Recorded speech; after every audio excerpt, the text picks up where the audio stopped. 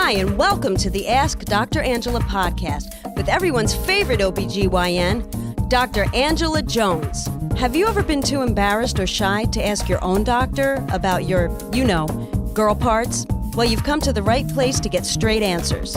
Feel free to ask Dr. Angela anything women's health related. Obstetrics and gynecology? She keeps it real. Pregnancy? She's been there, done that. Menopause? She'll get you through. Young or old, Dr. Angela's got you covered, girl. Now here's Dr. Angela. What's good, people? This is Dr. Angela, everyone's favorite OBGYN, and I would like to officially welcome you to episode 270 of the Ask Dr. Angela podcast.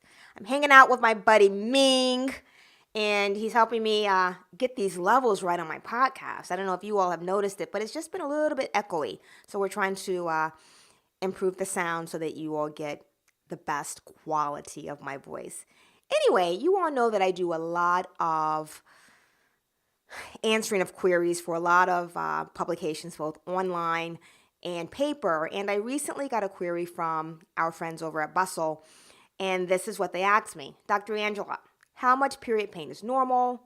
What is a good rule of thumb to figure out if your period pain is run-of-the-mill cramps or if it's an indicator of something deeper?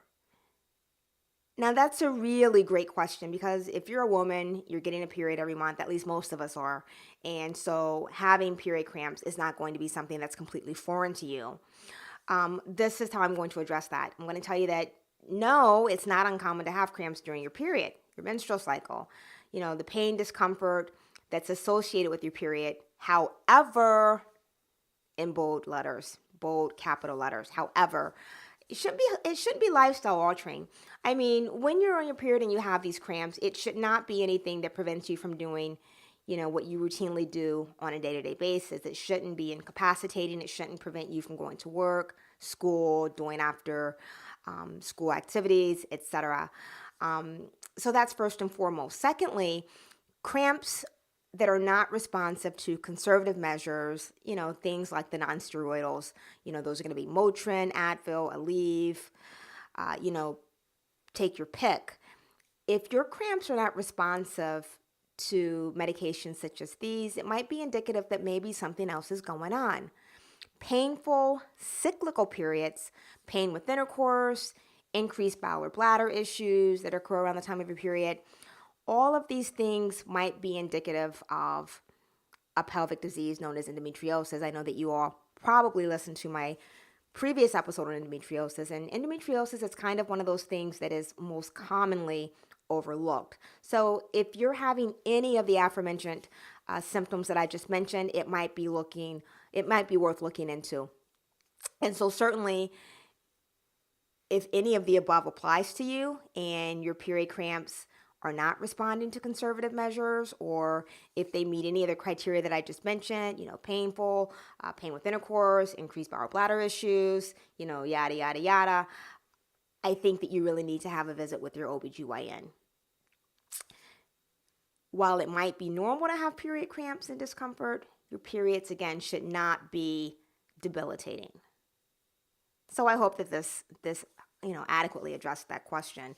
And thank you so much to Bustle for always thinking about me and reaching out. So those of you who have a question, a topic that you would like featured in the podcast, you know how to reach me. AskDrAngela.com. That's AskDrAngela.com. You can hit me up on any of my social media venues. I'm on Facebook, Twitter, and Instagram. You can either direct message me or click on the big red question mark and submit your query via email. I certainly appreciate all of the support, love, and feedback that I'm getting from you on a pretty daily basis. And if you have submitted your query, don't fear. I promise I'll get to them, but I'm getting a lot of questions, which I certainly appreciate. So in closing, I'm going to leave you with this thought from one of my favorite publications. It's Life's Little Instruction Book. It's all about self-improvement, living your best life. But this one made me smile. It's thought number 246. It says, wave at children on school buses. That makes everybody happy. They laugh and giggle, and it makes you feel good inside.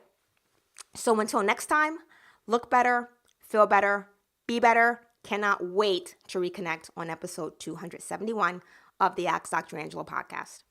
Thank you for listening to the Ask Dr. Angela podcast. For more information on women's health and the show notes for this episode, please visit Dr. Angela at www.askdrangela.com. While you're there, don't forget to leave your own message for Dr. Angela. See you soon! All of the information provided and discussed in this podcast is for educational and informational purposes only and should not take the place of consulting a physician. This podcast is not intended to diagnose, treat, or cure any disease or illness and does not and should not replace treatment from a medical professional.